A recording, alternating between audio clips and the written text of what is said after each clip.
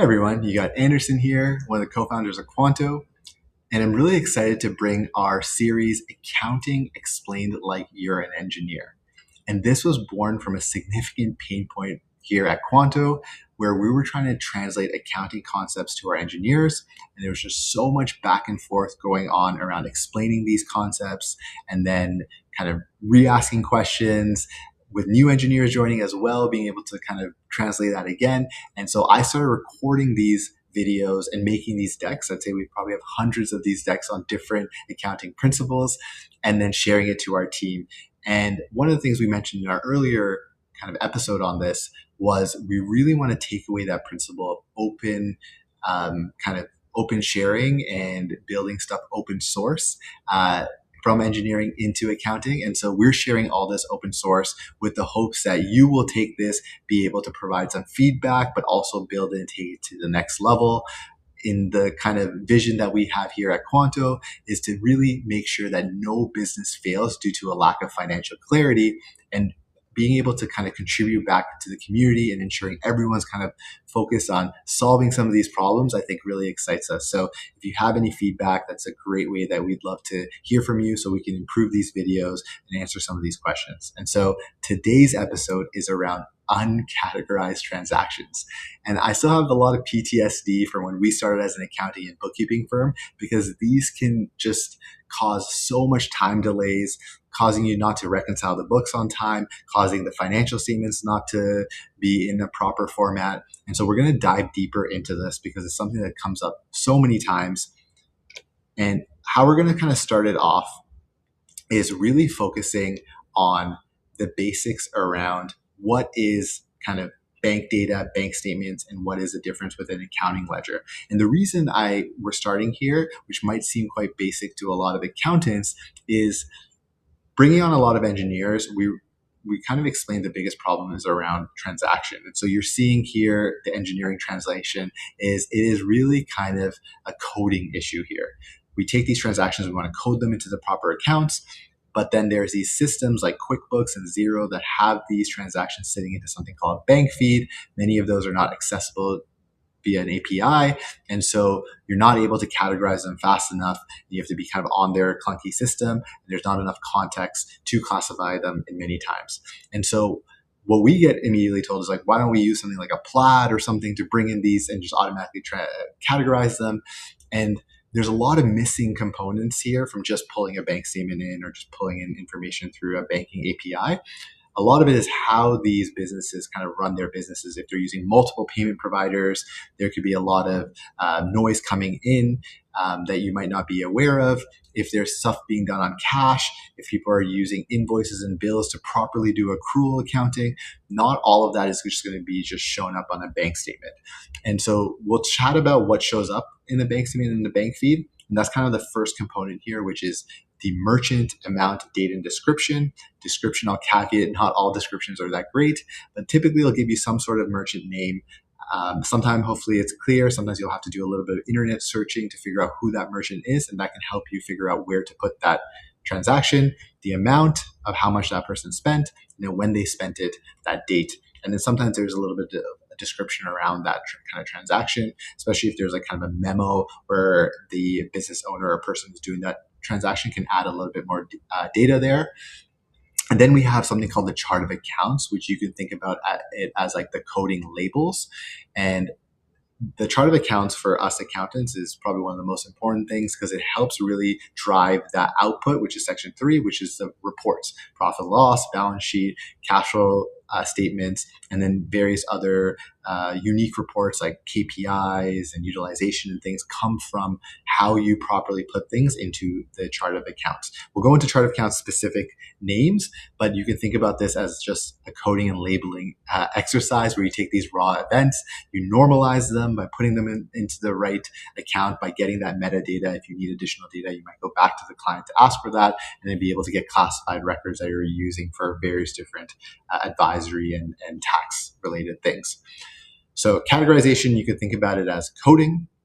And so you'll see things like advertising, software subscriptions, office supplies, cost of goods sold. And then we'll get into some like kind of more confusing things like owner's draw. That's what the owner is putting in money into the business or taking it out in many cases. And then there's also the split between loan principal and interest. And so all I'm saying here is let's use an example around Cursor. This is a coding tool that a lot of engineers use. Most, I'd say, engineers know what that is. It's a software subscription, but a lot of bookkeepers might not know what it is. And so in this situation, they will go and they will take that and might just Google it and be able to find that out and then be able to just code it. There's something called bank rules here, where if you know something is constantly going to come in every month, you can set a bank rule in QuickBooks or Xero to be able to tag that. Bank rules is not available through APIs from our knowledge, but that is a cool, interesting way for you to kind of automate that a little bit. A caveat, accountants are reluctant in many cases to set bank rules, especially something called auto add. A lot of engineers are like, well, if you know what it is, just auto add it every single time. There are some kind of mismatches sometimes that can happen. And once something goes into the account, it's really hard to audit it after. You have to kind of go into a report and see where things are. And if there's so many transactions, it's hard to audit that. And so let's use Amazon as an example. Amazon could mean various different things depending on the month that you're buying things. So one month, say I buy office supplies for Quanto. The other month, say we actually buy a bunch of groceries. That is two different accounts. One is going to be potentially meals and entertainment, and one is going to be office supplies. But if I set a bank rule that Amazon always goes to office supplies and I click auto add, I'm not going to see that as a bookkeeper. And it's just going to keep getting added to office supplies, and that's just miscategorizing things. And so we probably prefer to keep it uncategorized until we get that information from Amazon to then be able to properly put that into the right account. Now, just putting it into an account is just not the only thing. Some clients require you to add more information to that, like the class, location, department. This could be for tax reasons, for budgeting reasons. We at Quanto, when we were a bookkeeping firm, worked with a lot of construction clients. And at that time, they needed project level tracking. So we would have to see that these materials were also associated with Project Heathrow. So we would have to then go look for evidence of where that materials was going to in terms of project. And sometimes it's really nice because they'll say it in the invoice, this is Project Heathrow. And in many cases, we have to go back to the client and confirm that. And there was a lot of back and forth relating that tax treatment, especially for countries that have VAT taxes. So that's outside of the US. You want to make sure that you're putting in the right VAT percentage associated with that, because you might receive some tax credits back, which is really exciting. Receipts and memos is a really interesting one as well, especially for firms working with larger clients that have a compliance audit related things. You might see some of our firm clients do this at a materiality threshold. So anything above, say, $5,000 needs an invoice or a receipt. So it might sit uncategorized until we can get that receipt, attach it to that transaction, so that whenever a bookkeeper accountant clicks on that transaction, you'll see that receipt. That's really helpful for audit and compliance purposes. Cool. Just to kind of really focus on what uncategorized means. Uncategorized is, on engineering terms, a workflow state. It's not actually a code or a label. And so if you see things as uncategorized, ask my accountant, ask my client. And one of our clients had a WTF bucket, very rare. I wouldn't say that's common, but I want you all to see that and be like, oh, that's a workflow state that still needs to be completed. It's not just an end output for it to just sit there. And so that's something really helpful that we kind of shared with our team.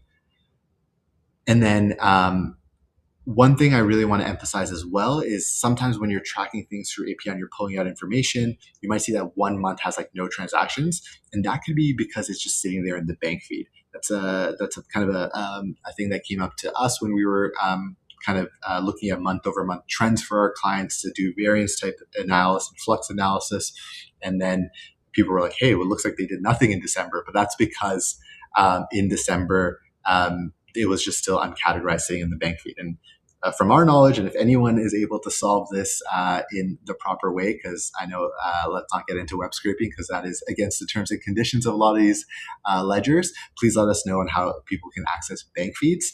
But right now, a lot of times until that's out of the bank feed, you will not see that through the API. And so that's why some people, going back to the last slide, might force things into uncategorized or ask my accountant.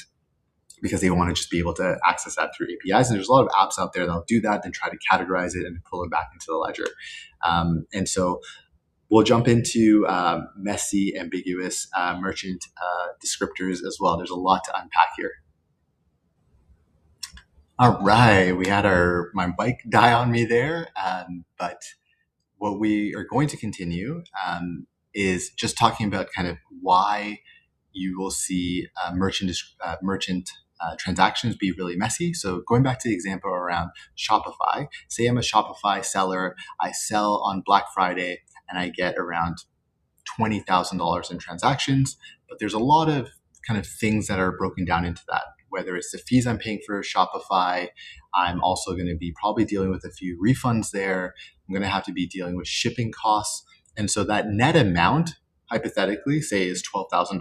And so that $12,000 will immediately hit your bank feed, but there's so much missing information there because I, as a kind of Shopify seller, want to see the fees I'm paying. I want to see the refunds that are there. I want to see what I'm paying in shipping and what is actually being bought in my product. And I also want to know, if I'm selling multiple products, what that split is between the products.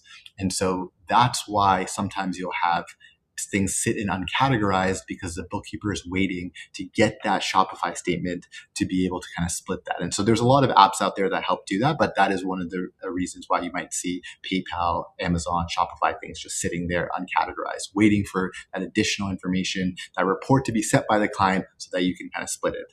There's also new vendors and vendor naming, especially if you were the client's doing vendor type analysis to understand who I'm paying out a lot of things to. And so if the bookkeeper or accountant is not aware of that vendor, we might have to ask the client.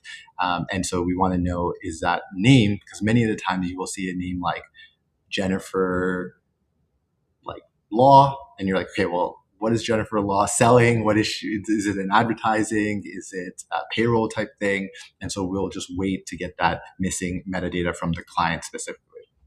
Splits is something I briefly mentioned as well. For example, you might have, I went back to that loan example where you're seeing a loan payment, we want to split out the interest and the principal. This can also just be something as simple as like an Amazon bill where you're paying for some groceries in there and then you're also paying for office supplies. You need to split that. And until we get that Amazon information, we can't really split it. So it'll sit as uncategorized. And then there's also certain things that are payments and transfers between multi-entities. That's a whole other episode as well. But that can also need more context from the client to be like, hey, you just sold it, you just paid yourself. Was that for salary, or did you want to reimburse yourself for something that you paid? And we need to now add that reimbursement of what you paid for on your personal credit card that doesn't show up on the accounting ledger into this. And so I always caveat when I add this, say all this, our engineers are like, oh my goodness, accounting is so complicated is a ambitious word, but just like really meticulous, and there's so much following up. And yes, that is why we get so excited that so many people are building this space, because this is extremely painful when we do this bookkeeping process in many ways. The other thing is just missing evidence. And so especially as a business gets bigger, we want to have a lot of evidence around some of these larger transactions. Ultimately, I didn't mention this on this slide because it's an aggressive word, but we want to also find out if there's fraud happening, right? So if there's a lot of questionable transactions being happened without receipts and memos or context, that might kind of signal something much more scarier happening in the business. And a lot of bookkeepers and accountants have caught that in many ways. And so that's one of the key kind of benefits here of doing all this bookkeeping so hands-on. Let me go back to not an expense mistakes. These are super common mistakes where people will categorize them into expense accounts. And I quickly touched them on the previous slide, but credit card payments are something to watch out for. Sometimes people don't connect their credit cards to QuickBooks or Xero, the accounting ledger. And in those cases, you just see one payment going to, say, a Chase credit card. There's a lot of transactions within that Chase credit card, and not just like the $4,000 payment that you just paid, right? That could be people eating out for meals. That could be some cost of goods that you're buying, or maybe you're buying inventory on that. So if you just put that credit card payment as just a credit card payment expense, it doesn't give you really the knowledge around what you're spending in your business. I mentioned this, transfers between accounts, whether it's like different entities or through the owner draw and personal spend. There's also refunds and chargebacks. And so the Shopify example I mentioned earlier is an example of this, where if you get a net amount coming into the bank feed and categorized, that doesn't count for the fact that there was a refund. And if you take a step back as a business owner, I want to know if there's refunds so I can fix my product, not the fact that I just made, say, $14,000, because $14,000 with zero refunds is a whole different business decision on like maybe going really hard in marketing and sales because you know your product or your service is really great, or 14,000 but you sold say $100,000 worth of services and products, and then there was like $86,000 of refunds, right? So that's a whole different ballpark. Why this matters is misclassification just like breaks the whole financial statement and just makes these reports not usable. And then it's a whole theory of garbage in data. As we know, a lot of engineers know, like the data quality is so important in terms of what you get out in terms of outputs. And it's the same when you think of financial statements. And so I'm just going to quickly go through some examples that we've seen, cafes, things like that. If you see this, sometimes it'll be uncategorized because we don't know if it was a client meal, staff meal, or if it's a personal expense. And many people use cards like Ramp, Brex, etc. to get around this. And so we're seeing that pop up a lot within our accounting firm clients, suggesting that to their business owners to say, hey, let's make my life easier so that if people use these cards, they can be able to add that metadata, which then comes into the system and automatically classifies it. Went back to like Amazon expense where there's multiple things in there. PayPal, you'll see that come up and we were like, okay, well, is there net fees in here? What is that? And then there's a Chase credit card example there. And then even something as simple as Uber, that could either go into travel as an expense or it can go into meals and entertainment, depending on if you're doing Uber Eats. And sometimes Uber Eats comes up in that metadata so you can categorize it easier. But sometimes it just shows up in Uber, all of them. And so I'll quickly kind of go through what the workflow is for bookkeepers. And so engineers and bookkeepers who are just kind of joining the trade can kind of think through as best practices. But there is this whole triage process, right? So it's identifying, hey, is this transaction a duplicate transfer payment refunds? That's just sitting there looking at the transaction, looking at the metadata associated with that. Then there's a whole ask the client process, and there's different apps out there and different practice management systems are helping do that. The traditional way that when I was a bookkeeper, we did it, which is really how we see most people do it, is just sending an Excel file back and forth to be like, hey, can you fill in column D, put in the metadata that we need? And in that case, we as accountants ask just questions like, hey, what is this for? Why? Like, what does this name mean? And then there's a lot of back and forth sometimes because we just don't ask the right questions either. Then we try to automate it in many ways. So if we know, for example, Cursor is a software subscription and we know there's nothing else similar to Cursor where that might get miscoded, we will set a bank rule to be like, every time Cursor comes through, we want that to be a software expense. Then there's also this whole idea of receipts and matching that for certain transactions, depending on the firm's statement of operating procedures, how they collect that, how they source everything. We have some accounting firm clients that we work with where anything above $100, they need a source document to that for their business clients. And then we have some that like don't source anything until, say, an audit or something gets triggered. So that really depends on the accounting firm. There's also the whole element of tax treatments and what a tax accountant might need as well. So one of the things I wanted to kind of highlight here is batching. And so this is why some of those workflows for bookkeepers take so long to do, is because we don't want to send a client one question at a time. So this is a human element because we also, when we started at Quanto and we were working with a bunch of firms, we were like, hey, should we just be able to create something that goes back and forth? This is something we also try to do when we were a bookkeeping firm, create a two-way system that just pings the client every time there's a question. And that could be at the point of transaction. So say they are going to a grocery store and then they hit their credit card. We could use something like a Plaid or something to know when that transaction goes through. And if it's something that we're confused about, immediately text the client to say, what was that for? It sounds logical, but in reality, clients get really annoyed if they constantly have to be answering questions all the time. And so we use a batching process to get all these uncategorized into one sheet or one platform, and then we do a consolidated request out, and then we wait for those answers to come back. The pain point here is unfortunately because there's still a lot of back and forth sometimes with more clarity, that even that Excel file or that platform link just gets shared multiple times, and it's still a pretty lengthy process. So we specifically work with bookkeeping firms and client advisory service firms. So the focus, what I want to touch on here around Uncategorized, is that it really breaks these really important financial analysis that comes from you doing the proper bookkeeping and getting these uncategorized into the right kind of account and ledger. And so things like burn rate really doesn't, you can't really forecast your burn rate properly if you don't know what all your expenses are and they're put into the proper accounts. And also with things like forecasting. Quickly going through this, you can have access to this deck. I just want to remind you if any of this is helpful, and so you want to take this on a slower pace, but here are just some like states that we know engineers think through, and you can think through some of these miscategorized, uncategorized states within these states. Cool.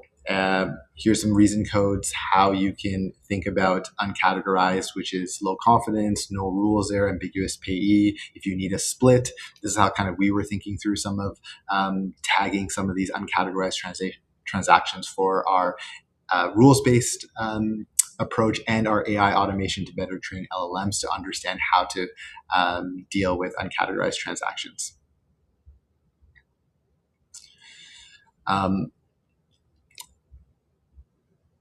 So some of this I already covered, so I'm just quickly going through it. One of the things I want to also highlight is the feature function that's really important for accountants has been being able to do multi-selection here for some of these uncategorizations. So like going back to that bulk, sending it to the client, we want to also bulk change a lot of stuff. Because in many cases, especially if it's say a retail company that has a ton of transactions, we want to be able to bulk change all those transactions quickly instead of going one at a time. So there's features within these ledgers and some of these app platforms that are able to change categorizations in a bulk form. Not the best for attaching receipts from what I've seen and from our experience. And so that has been still quite a big pain point, especially being able to find the right invoice, right receipt, and attaching it to the right transaction.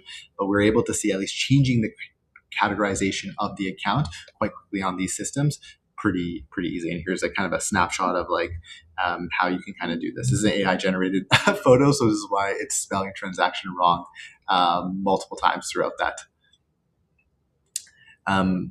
Cool. So this is a summary of what like a closed books with proper categorization could look like.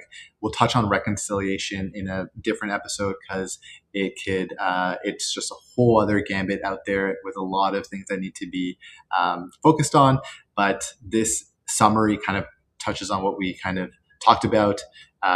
State machines, like the state of where these transactions are. Just realize that uncategorized is just another workflow state that still requires more context and metadata to be able to put things into the proper form.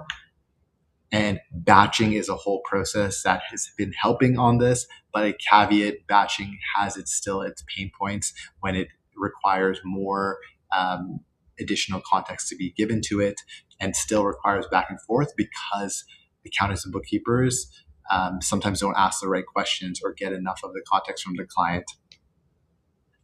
Lots of integration issues around here as well.